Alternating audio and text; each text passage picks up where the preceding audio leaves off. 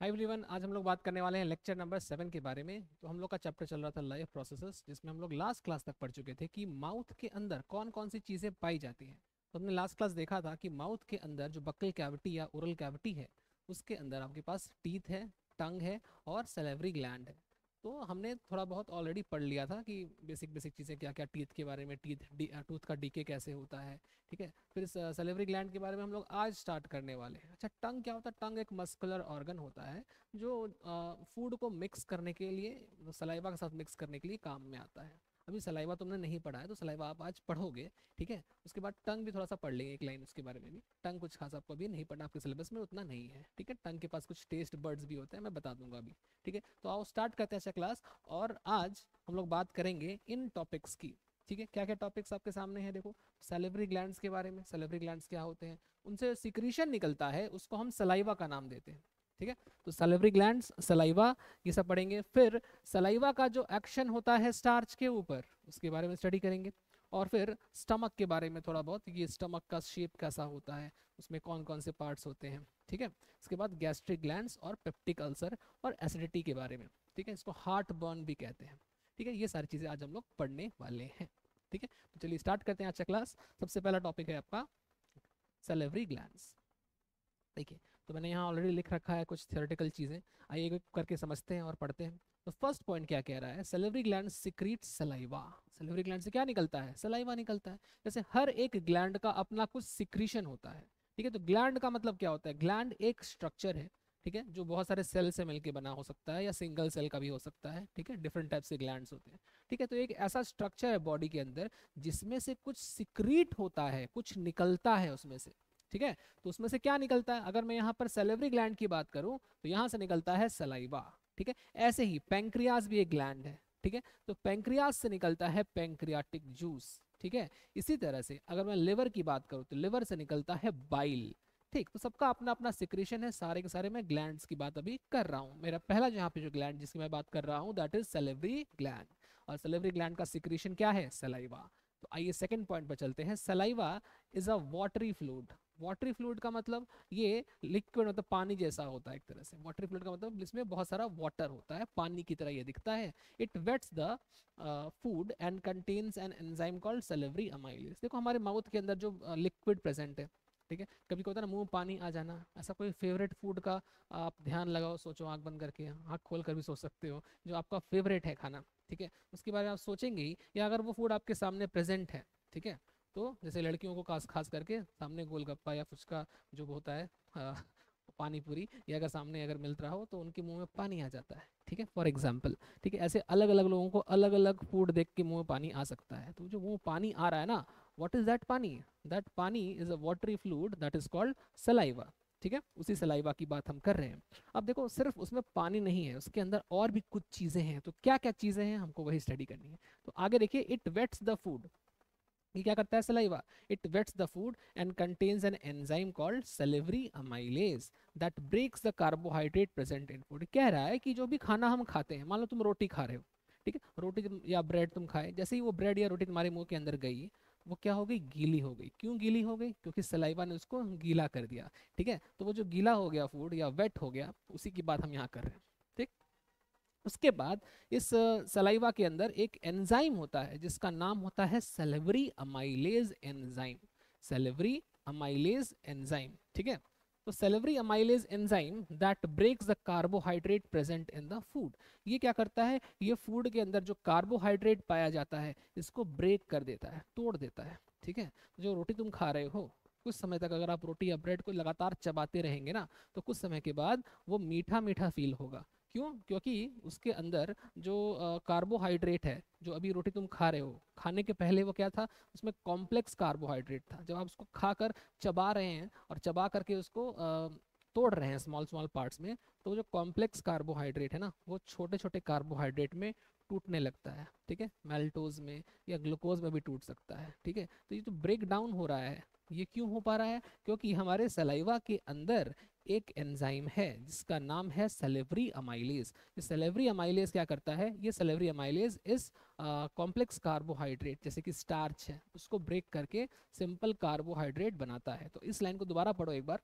ये पढ़ो, salivary amylase that breaks carbohydrate present in the food, ये फूड के अंदर जो कार्बोहाइड्रेट प्रेजेंट होता है ये उसको ब्रेक कर देता है, ठीक है। अच्छा, सलाइवा के अंदर कुछ और भी एंजाइम्स होते हैं, तो फर्स्ट पॉइंट तो ये हो गया, सेकंड पॉइंट ये हो गया, थर्ड पॉइंट देखो, ठीक है। तो इसमें आप याद रखो सलाइवा अंडरलाइन कर लेना। अच्छा, सलाइवा क्या है, वाटरी फ्लूइड है, और इसके अंदर एक एंजाइम है, इसका नाम सेलेवरी अमाइलेज है, ठीक है। और ये क्या करता है, कार्बोहाइड्रेट को ब्रेक कर देता है, ठीक है। इसके बाद saliva also contains another enzyme called lysozyme, एक और एंजाइम, इसका नाम लाइसोजाइम, ठीक है, that kills bacteria ingested with food. अब अगर हमने कुछ खाना खाया और खाने के साथ गलती से कुछ बैक्टीरिया भी हमारे फूड के अंदर या माउथ के अंदर एंटर कर गया है, तो वो बैक्टीरिया हमें नुकसान पहुंचा सकता है। इसलिए हमारी बॉडी ने उससे लड़ने के लिए ऑलरेडी एक एंजाइम बना रखी है जो सलाइवा के अंदर पाई जाएगी, जिसका नाम है लाइसोजाइम। क्या नाम है, लाइसोजाइम। तो लाइसोजाइम क्या करता है, अगर गलती से कोई बैक्टीरिया हमारे खाने में आ गया है तो लाइसोजाइम उसको किल कर देता है, मार डालता है, ठीक है। वो उस बैक्टीरिया के सेल वॉल को तोड़ देता है, जिससे बैक्टीरिया मर जाता है, ठीक है। याद रखो, बैक्टीरिया को मार देता है, इतना आपके लिए काफी है। आगे चलो, फोर्थ पॉइंट पे आ जाओ, द वाटरिंग ऑफ माउथ। जो मैंने आपको एग्जांपल दिया कि आपका फेवरेट फूड, उसके बारे में इमेजिन करो, सोचो, तो फिर आपके माउथ में वाटर आ जाएगा या माउथ मुंह में पानी आ जाएगा, ठीक है। वाटरिंग ऑफ माउथ बोल सकते हो इसको आप, वाटरिंग ऑफ माउथ, मुंह में पानी आना, ठीक है, is due to production of saliva, ठीक। आगे बढ़ जाइए, पांचवा पॉइंट, सलाइवा कंटेन्स, सलाइवा के अंदर क्या क्या चीजें हैं, देखो सलाइवा के अंदर इतनी सारी चीजें हैं, पढ़िए लाइन से एक एक करके। तो सलाइवा के पास वाटर है, सलाइवा के पास एक चिपचिपा सिक्रीशन है, इसका नाम म्यूकस है, ठीक है। इसके अलावा अमाइलेज, सेलेवरी अमाइलेज तो आपने पढ़ ही लिया, सेलेवरी अमाइलेज और लाइसोजाइम भी जस्ट आपने पढ़ा, ठीक है। तो आपको याद रखना है कि सलाइवा के अंदर कौन कौन सी चीजें पाई जाती हैं, ओके। चलो आगे, पांचवा पॉइंट, सॉरी सिक्स्थ पॉइंट, छठा point, salivary amylase breaks the starch, जो मैंने आपको समझाया अभी, रोटी चबाओगे तो उसमें स्टार्च होगा, वो ब्रेक होगा, ठीक है, complex sugar into comparatively simple sugars like, जैसे कि मैल्टोज, ठीक है, एंड डेक्सट्रिन। हालांकि ग्लूकोज रोटी से नहीं बनता है, मतलब बनेगा, आगे चलकर बनेगा, अभी नहीं बनता है, बट कुछ कुछ फूड माउथ के अंदर भी डाइजेस्ट हो सकते हैं, कुछ कुछ होते हैं, ठीक है। अच्छा छोड़ो जो भी है, फिलहाल अभी आप याद रखो मेल्टोज और डेक्सट्रिन, दो नाम याद कर लो। अच्छा, मेल्टोज क्या है, डाइसैकेराइड है। डाइसैकेराइड क्या होता है, जैसे कि अगर हम बोले कि एक शुगर का यूनिट है तो उसको बोलेंगे मोनोसैकेराइड, मोनो मतलब एक, ठीक है, सैकेराइड मतलब शक्कर, शुगर, ठीक है, सैकेराइड मतलब शुगर, डाई माने दो, तो दो शुगर के यूनिट मिलकर क्या बनाएंगे, डाइसैकेराइड, जैसे कि मेल्टोज है, ठीक है। डेक्सट्रिन क्या है, ओलिगोसैकेराइड। ओलिगोसैकेराइड क्या होता है, दो से ज्यादा है और 10 से कम है, ठीक है, 3 से 10 के आसपास। तो ठीक, नाम याद कर लो, डेक्सट्रिन और मेल्टोज, ठीक है, उतना आपके इस सब काम में नहीं आएगा। याद रखो, स्टार्च जब ब्रेक होता है माउथ के अंदर तो it forms maltose and dextrin, that's it, इतना याद कर लीजिए, ठीक है। आगे बढ़ जाइए, चलिए और क्या है, 7 नंबर पॉइंट, दस digestion of sugar start in the mouth itself. तो हम ऐसा कह सकते हैं कि शुगर का डाइजेशन माउथ में ही शुरू हो चुका है, क्योंकि शुगर यहाँ पर माउथ के अंदर ही ब्रेक करना स्टार्ट कर दिया है, ठीक है। This is also called chemical digestion, ठीक है, ये एक प्रकार का केमिकल डाइजेशन है। तो आपने पिछले क्लास में पढ़ा था कि टीथ के द्वारा जो डाइजेशन होता है उसको आप क्या बोल रहे थे, उसको आप बोल रहे थे फिजिकल डाइजेशन, राइट। बट यहाँ पर केमिकल्स इन्वॉल्व हैं। What are chemicals involve in this case, जो एंजाइम्स का इस्तेमाल आप कर रहे हो, लाइसोजाइम, सेलेवरी अमाइलेज, ये सब क्या है, सब केमिकल्स हैं। तो इनका इस्तेमाल करके अगर आप फूड को ब्रेक डाउन करते हो, then that process is called chemical digestion, enzyme की वजह से।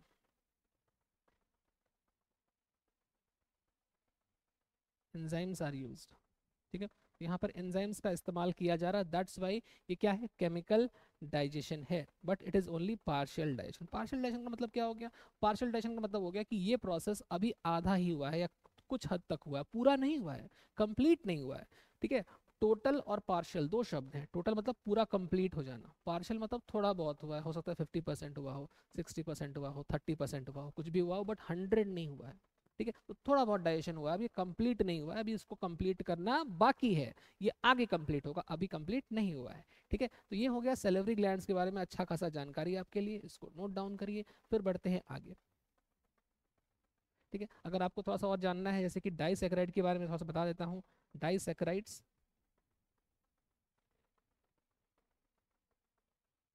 Made of 2 units of 2 units of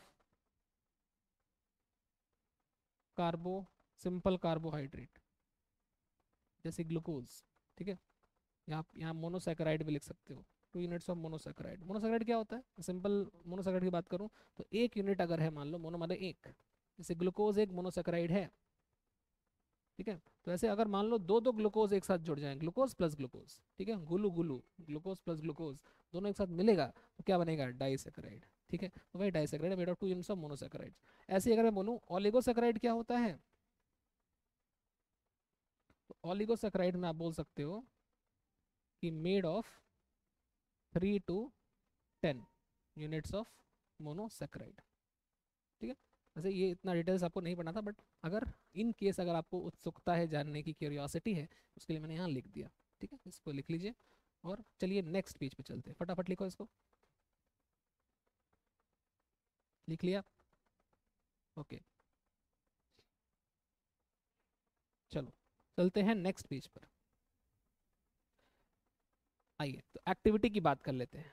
activity में देखो, यहाँ पर एक्टिविटी में first of all action of saliva on starch की बात हो रही है, ठीक है। Action of saliva on starch, तो क्या यहाँ पर एक्शन होता है, सबसे पहले आपने समझ लिया कि सलाइवा के अंदर सैलिवरी अमाइलेज है, और ये सैलिवरी अमाइलेज स्टार्च को ब्रेक डाउन कर रहा है ना। ये स्टार्च को तोड़ रहा है और तोड़ करके उससे डाइसैकेराइड या ऑलिगोसैकेराइड बना रहा है, ठीक है। डाइसैकेराइड का एग्जांपल क्या था, मैल्टोज, और ओलिगोसैकेराइड का एग्जांपल क्या था, डेक्स्ट्रिन, ठीक है।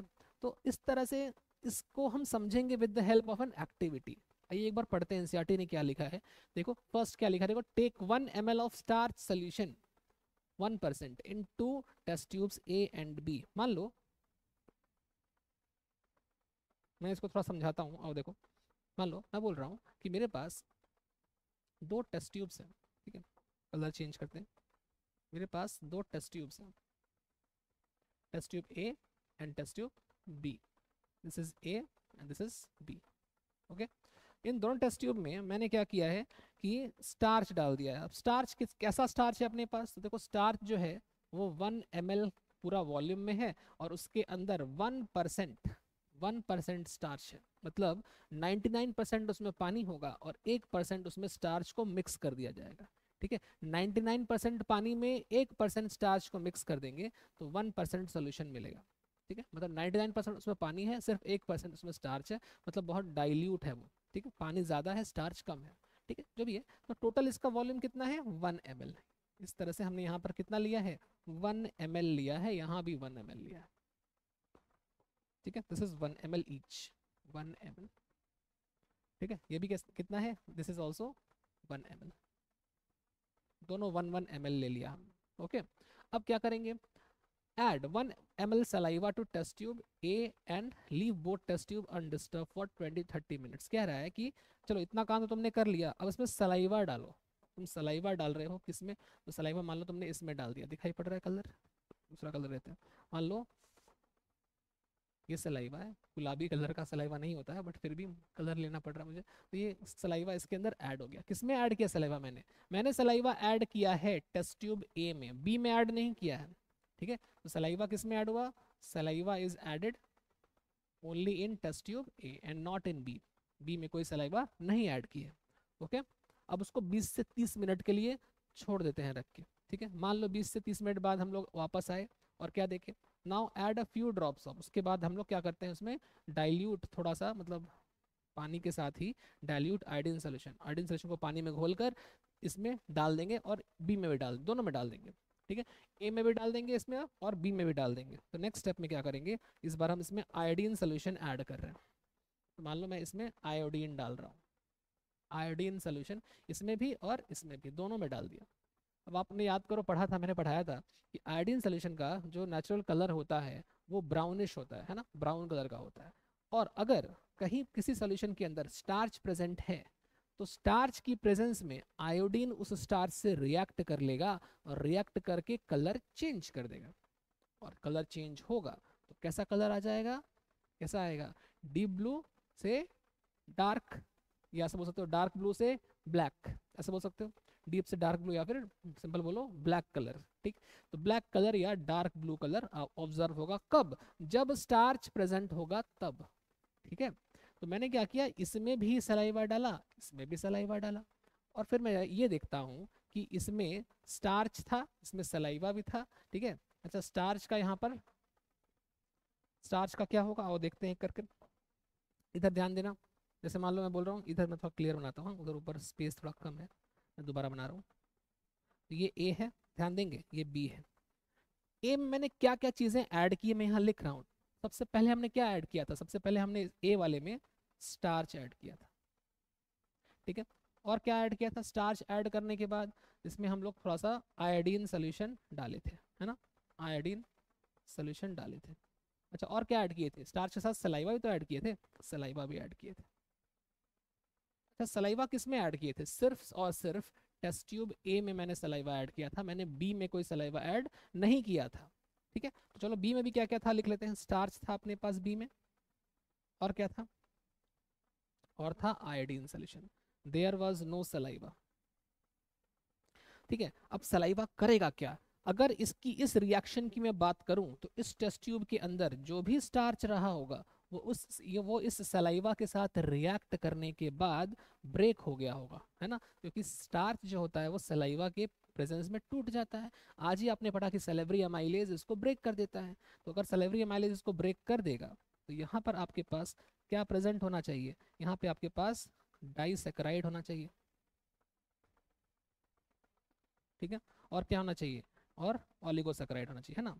मतलब यहाँ पर ओलिगोसैकेराइड होना चाहिए, मतलब यहाँ पर स्टार्च जो है वो ब्रेक हो जा रहा है, ठीक है। मतलब मैं बोल सकता हूँ कि starch is absent. Why is starch absent in test tube A, क्योंकि तुम्हारा जो starch A number test tube में था उसको सलाइवा ने ब्रेक कर दिया है सेलेब्री अमाइलेज की हेल्प से, और अब वो स्टार्च स्टार्च नहीं रहा, अब वो टूट गया और डाइसैकेराइड और ओलिगोसैकेराइड बन गया, ठीक है। तो अगर स्टार्च प्रेजेंट होता तभी तो वो आयोडीन से रिएक्ट करता, यहाँ तो स्टार्च बचा ही नहीं है, तो यहाँ पर आयोडीन के साथ रिएक्शन होगा ही नहीं, और यहाँ मुझे कलर दिखेगा ही नहीं, ठीक है। तो यहाँ पर नो चेंज इन कलर, ठीक है, यहाँ कोई कलर चेंज नहीं होगा। बात समझ में आई। अच्छा, इस तरफ आ जाओ, बताओ इसमें क्या होगा, बी वाले टेस्ट ट्यूब में, बी वाले में क्या होगा। तो यार इसमें स्टार्च है, आयोडीन है, मैंने सलाइवा ऐड किया नहीं है, तो स्टार्च ब्रेक नहीं होगा, और अगर स्टार्च ब्रेक नहीं होगा तो जैसा स्टार्च था वैसा ही पड़ा रहेगा, और जैसे ही मैं इसमें आयोडीन सोल्यूशन डालूंगा, this iodine solution will react with starch to produce dark blue या फिर ब्लैक कलर। तो यहाँ पे आपको मिलेगा डार्क ब्लू और ब्लैक कलर, तो यहाँ कलर चेंज होगा। तो कलर चेंज अगर हो रहा है तो this indicates the presence of starch, ठीक।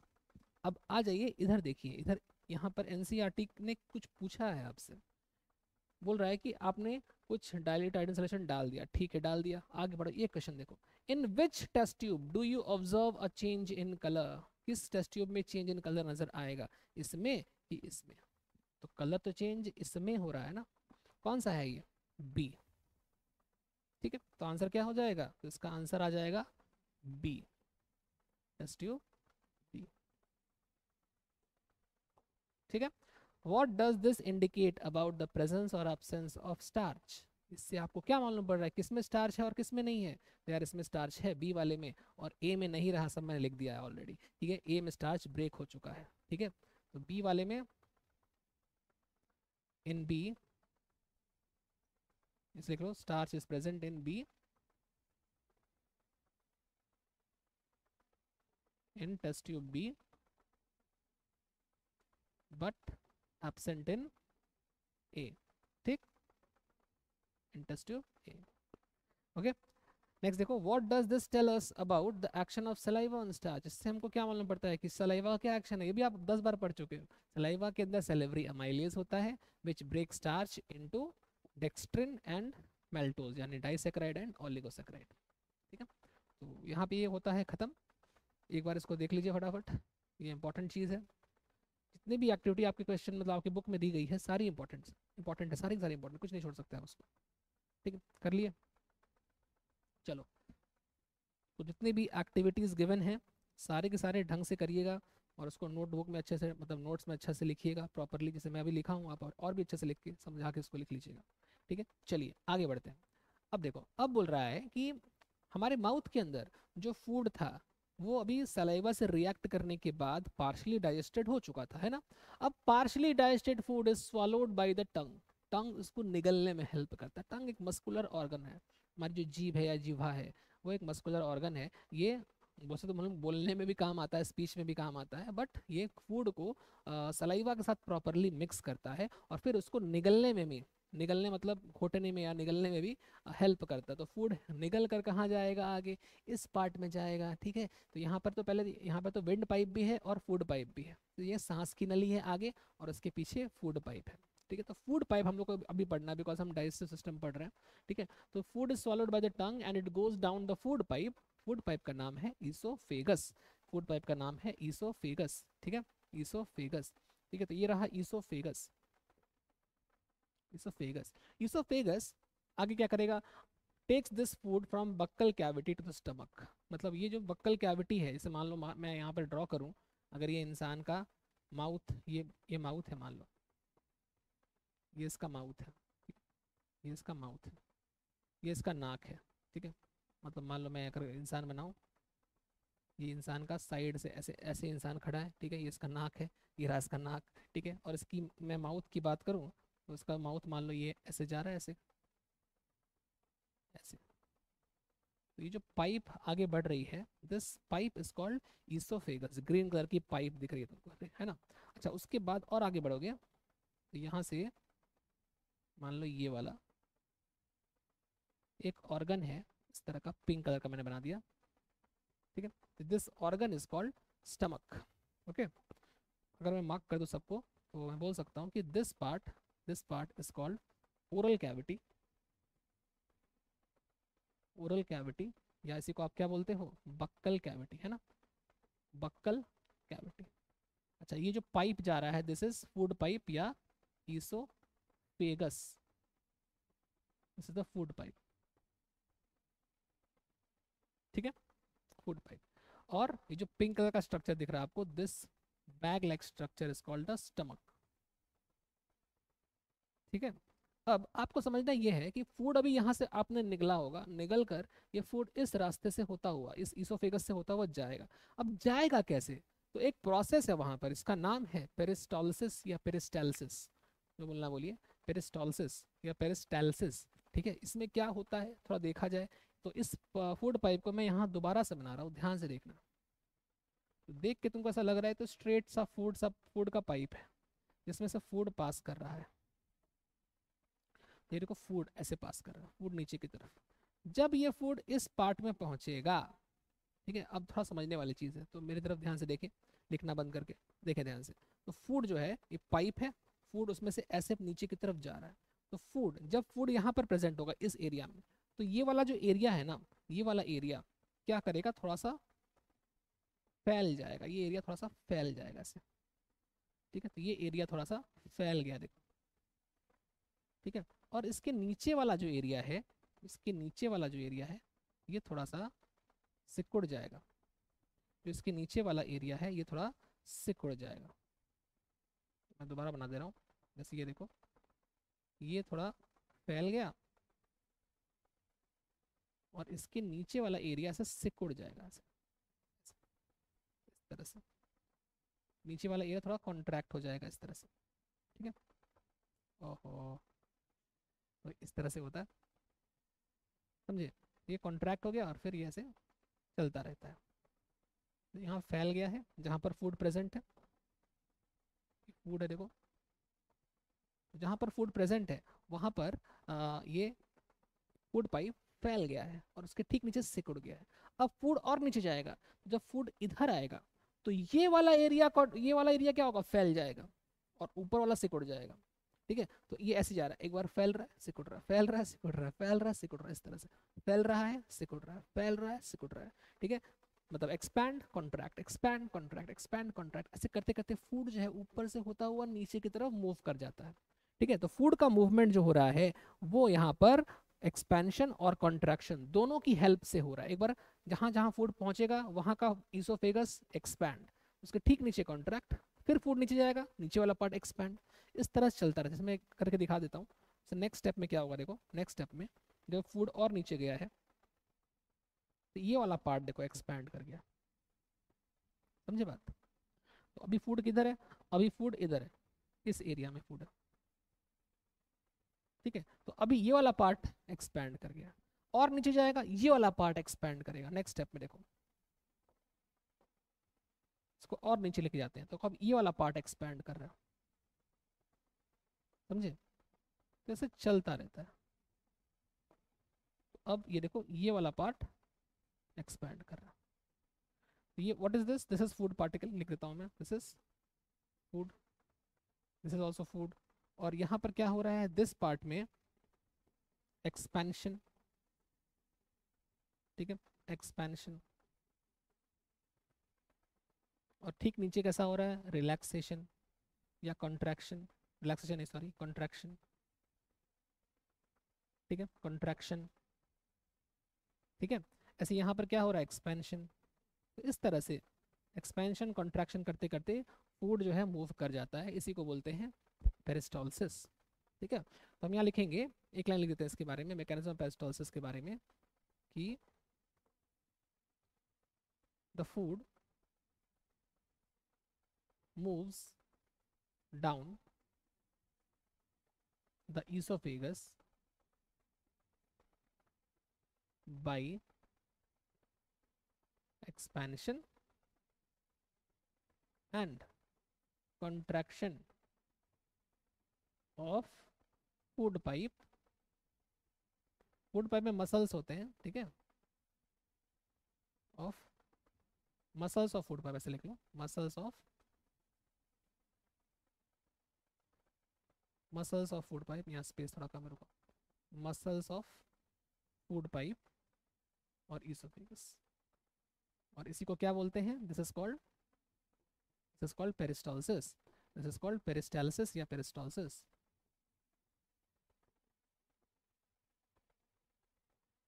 ठीक है।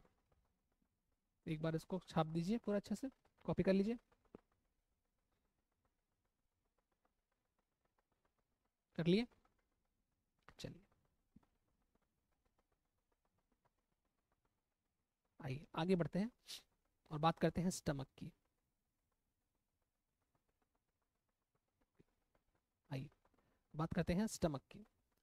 तो स्टमक क्या है, तो स्टमक के बारे में आपने देख ही लिया कि स्टमक क्या है, एक जे शेप्ड ऑर्गन है। जे मतलब ऐसा, जैसे स्टमक की बात हम लोग किए थे अभी, ये स्टमक बनाया था ना इस तरह से, तो ये जे जैसा दिख रहा है थोड़ा थोड़ा। अब पूरा एग्जैक्टली जे तो नहीं बनेगा, तो ये सोचो ये जे जैसा दिख रहा है, दिखा जे जैसा, ठीक है। तो जे की तरह अभी भी नहीं दिख रहा है, तो मन की आंखों से देखो, ये जे दिखेगा तुम्हें, ठीक है।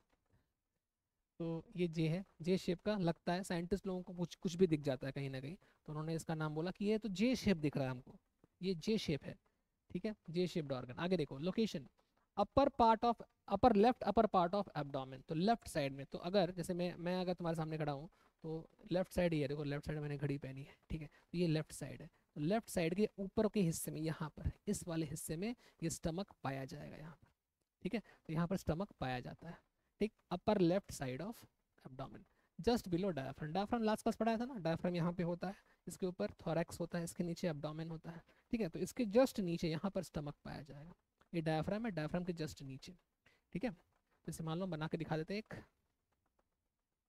ये देखिए ये है, चलो इसका नाम रखते हैं मिस्टर एक्स। क्या नाम है इसका, मिस्टर एक्स,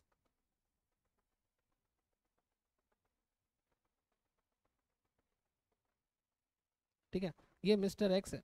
अब मिस्टर एक्स का जो ये वाला हिस्सा है, ऐसे थोड़ा सा कर्व होता है ऐसे, ठीक है, इस तरह का, ठीक है, इस तरह का जो रेड कलर का दिख रहा है, this is called the diaphragm, this is called the diaphragm या डायाफ्राम, डायाफ्रागम ऐसे मत पढ़ना, ये गलत है, डायाफ्राम, जी साइलेंट है, ठीक है। इसके ठीक नीचे, इसके ठीक नीचे यहाँ पर आपके पास, यहाँ पर ऐसे स्टमक होता है, ये रहा स्टमक, ठीक है, ये रहा स्टमक। और स्टमक कहाँ पर होगा, लेफ्ट साइड में, तो ये इसका लेफ्ट साइड है, देखो ये लेफ्ट साइड है,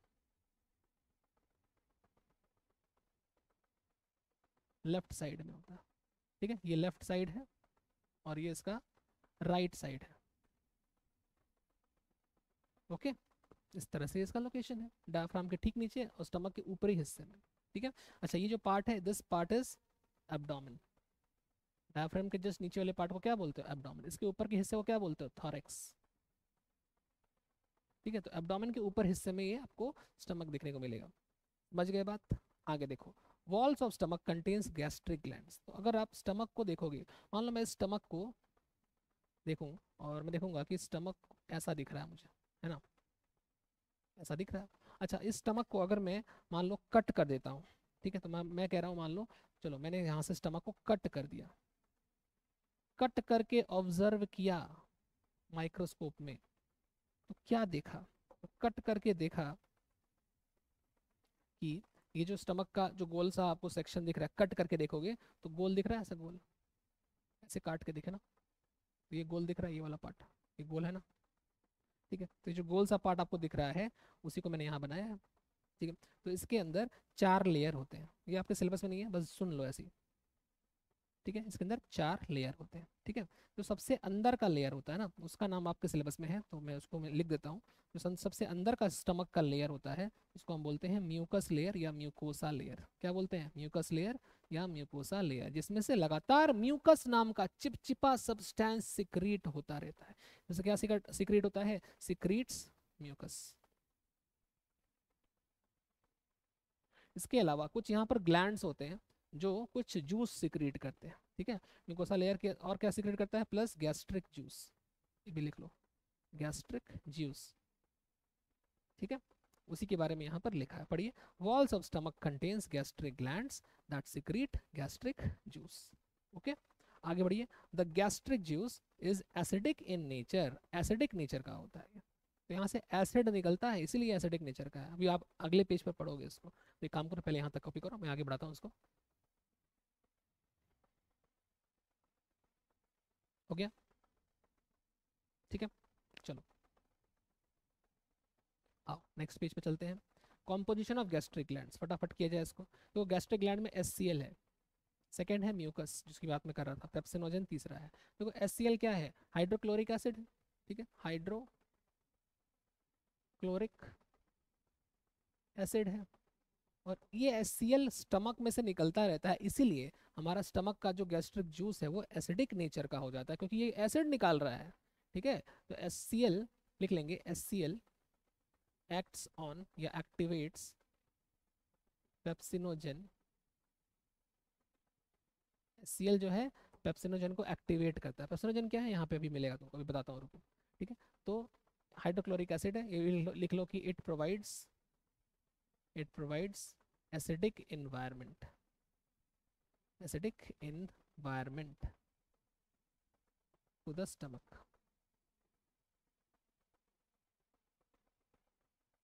अब ज़रूरी क्यों एसिडिक इन्वायरमेंट? क्योंकि एसिडिक इन्वायरमेंट होना इसलिए ज़रूरी है क्योंकि एसिडिक इन्वायरमेंट की वजह से हमारा जो प्रोटीन होता है बॉडी के अंदर, उसको डाइजेस्ट किया जाता है। प्रोटीन का डाइजेशन करने के लिए एसिडिक इन्वायरमेंट चाहिए। भी लिख लो, required for digestion of protein, for digestion of protein. ठीक है, ऐसे ही म्यूकस क्या है? देखो, म्यूकस की बात करें तो म्यूकस चिपचिपा, स्टिकी लिक्विड।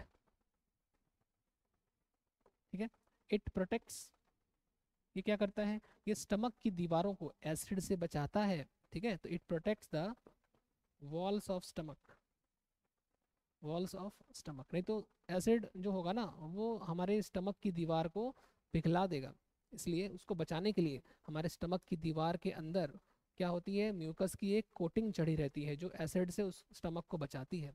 ठीक है, it protects the walls of stomach from the action of acid, from the action of acid. कौन सा एसिड? HCl, HCl एसिड से बचाता है। ठीक है, ऐसे ही तीसरा नंबर है पेप्सिनोजन। तो पेप्सिनोजन याद करो, पेप्सिनोजन के बारे में ऊपर लिखा था, पेप्सिनोजन कन्वर्ट हो जाता है पेप्सिन में। कौन कन्वर्ट करता है? कौन एक्टिवेट करता है? तो HCl एक्टिवेट करता है। पेप्सिनोजन अभी इनएक्टिव है, ठीक है, इसको एक्टिवेट करना पड़ेगा, तो ये पहले कैसा है, इनएक्टिव, और इसको एक्टिवेट कर देते हैं पेप्सिन में। कौन करता है, HCl करता है। और ये पेप्सिन क्या करेगा, ये प्रोटीन डाइजेशन करता है, ठीक है, हेल्प्स इन ब्रेक डाउन या digestion of protein, digestion of protein. Okay,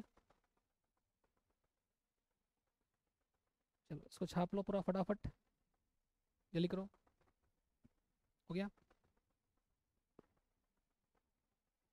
आओ नेक्स्ट पेज पे चलते हैं। अब देखो पेप्टिक अल्सर क्या होता है। देखो कभी कभी स्टमक के अंदर कुछ घाव हो जाता है, ठीक है, और वो घाव बढ़ता रहता है और आगे चलकर हो सकता है उससे कैंसर हो जाए, ठीक है।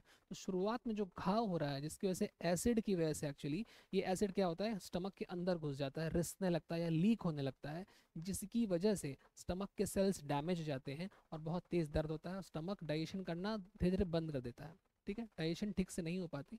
और जिस इंसान को पेप्टिक अल्सर होता है वो ठीक से खा पी नहीं पाता, और कुछ भी खाता है तो उसको वॉमिटिंग हो जाती है, ठीक है। तो इस प्रोसेस को या इस बीमारी को हम बोलते हैं पेप्टिक अल्सर। एक प्रकार का घाव होता है स्टमक के अंदर और ये एक बैक्टीरिया की वजह से होता है, ठीक, और उस बैक्टीरिया का नाम है हेलिकोबैक्टर पाइलोरी। फर्स्ट पॉइंट वही लिखा है, देखिए, तो फर्स्ट यहाँ लिखेंगे हम लोग कि ये किसकी वजह से होता है।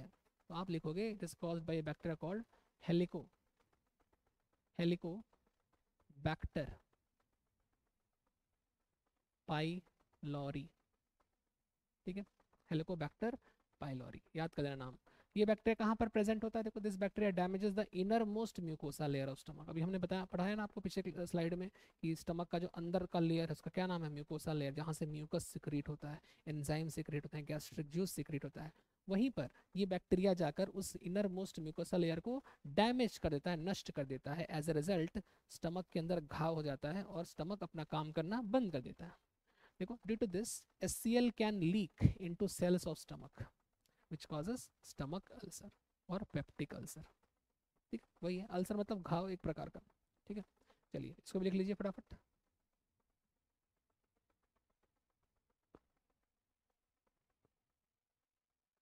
चलिए अब लास्ट टॉपिक है इसका, हार्ट बर्न, इसको फटाफट समझते हैं। तो देखो क्या होता है कि स्टमक के दो स्फिंक्टर्स, स्फिंक्टर क्या होते हैं, दरवाजे जैसे स्ट्रक्चर होते हैं, दरवाजा टाइप का होता है। जैसे मैं बोलूँ अगर ये स्टमक है, स्टमक के ऊपर का जो हिस्सा था, आप याद करो, ईसोफेगस था, और ये नीचे का हिस्सा बना रहा हूँ मैं, ठीक है। तो अगर मैं पूरा प्रॉपर बनाऊँ फिर से एक बार, देखो दोबारा देखो, तो ये देखो ये है ईसोफेगस। अब इसके जस्ट नीचे यहाँ पर ये वाला पार्ट हो जाएगा आपका स्टमक, ठीक है, ये है स्टमक, ठीक है, थोड़ा पतला स्टमक हो गया, जो भी है, ठीक है। और उसके बाद इसके नीचे का जो हिस्सा है, दिस हिस्सा, this is the small intestine, ठीक है। तो यहाँ तीन अलग अलग कलर से मैंने तीन डिफरेंट पार्ट्स को बनाया है, आओ लेबल कर लेते हैं। फर्स्ट फर्स्ट में बोलूंगा this part is called, what is this part is oesophagus, this part is the stomach, right, and ये पार्ट हो गया आपका स्मॉल इंटेस्टाइन, ठीक है। तो देखो स्टमक के ऊपर ईसोफेगस है और स्टमक के नीचे स्मॉल इंटेस्टाइन है, तो यहाँ पर स्टमक और ईसोफेगस, थोड़ा सा ये पूरा एरिया बना लेते हैं, इतना बड़ा एरिया, ठीक है। ये जो पार्ट है, ये जो एरिया है, इतना एरिया है, यहाँ एक दरवाजा होता है जो खुलता है बंद होता है, खुलता है बंद होता है। अगर फूड ऊपर से आ रहा है तो ये दरवाजा खुल जाएगा और फूड इसोफेगस से निकलकर स्टमक में घुस जाएगा, ठीक है। इस दरवाजे का या स्फिंक्टर का नाम होता है कार्डियक स्फिंक्टर। क्या नाम होता है, कार्डियक स्फिंक्टर। एक दरवाजा और है, अब स्टमक के अंदर ये आएगा खाना, ये दरवाजा बंद हो गया, खाना पचेगा स्टमक के अंदर, स्टमक ऐसे सब करके चर्निंग मूवमेंट करता है, मुड़ता रहता है ऐसे ऐसे करके, और मुड़ मुड़ कर इस फूड को पूरा मिक्स करता है एसिड के साथ, जूस के साथ, गैस्ट्रिक जूस के साथ, और यहाँ डाइजेशन होता है। डाइजेशन के बाद ये खाना आगे बढ़ जाता है और यहाँ भी, अभी आगे कहाँ जाएगा, स्मॉल इंटेस्टाइन में, ठीक है। तो स्मॉल इंटेस्टाइन में जाने के पहले यहाँ फिर से एक दरवाजा है जो खुलता है बंद होता है, खुलता है बंद होता है, और इस दरवाजे का नाम है पाइलोरिक स्फिंक्टर, ठीक है। तो कुल मिलाकर स्टमक के पास दो स्फिंक्टर्स हैं, एक का नाम है, देखो एक का नाम है कार्डिक स्फिंक्टर और एक का नाम है पाइलोरिक स्फिंक्टर। ओके, और ये स्फिंक्टर फूड को एंट्री देने के बाद बंद हो जाते हैं। कभी कभी क्या होता है कि अगर डाइजेशन ठीक से नहीं हो रहा है तो ये स्फिंक्टर खुल जाता है। ठीक है, बहुत सारे कारणों की वजह से ये खुल जाता है, और फूड जो होता है वो स्टमक से अभी पूरा पचा हुआ नहीं है, फूड फूड अभी पच ही रहा है, डाइजेशन कंप्लीट नहीं हुआ है, बट स्टिल आधा अधूरा डाइजेस्टेड फूड यहाँ से निकलकर ईसोफेगस में चला जाता है। ठीक है, और ईसोफेगस में जाकर यहाँ पर जलन की फीलिंग आती है इस एरिया में, यहाँ पे हार्ट भी है पीछे है ना, तो यहाँ पर जलन फील होता है, ऐसा लगता है यहाँ बहुत एसिडिटी ऐसा हो रहा है, जलन फील हो रहा है, इसी को बोलते हैं हार्ट बर्न और एसिडिटी। ठीक है, व्हाट इज एसिडिटी, तो मैं एक दो लाइन लिख देता हूँ उसके बारे में फटाफट और खत्म करते हैं। लिखेंगे कि पार्शली डाइजेस्टेड, ऐसे लिख लो, sometimes partially digested acidic food, acidic food क्योंकि उसमें एसिड मिला हुआ है ना, स्टमक में तो एसिड था, वो ऊपर आ जा रहा है, acidic food crosses the cardiac sphincter, कभी कभी स्फिंक्टर बंद नहीं हो पाता ठीक से और उसको क्रॉस कर जाता है। ठीक है, crosses the cardiac sphincter and reaches oesophagus, और एसिडिक होने की वजह से ईसोफेगस में जलन होती है, which causes a burning sensation, burning sensation, ठीक है, बर्निंग चेंचेचन नहीं क्या, सेंसेशन कॉल्ड, क्या बोलते हैं उसको, एसिडिटी या फिर हार्ट बर्न।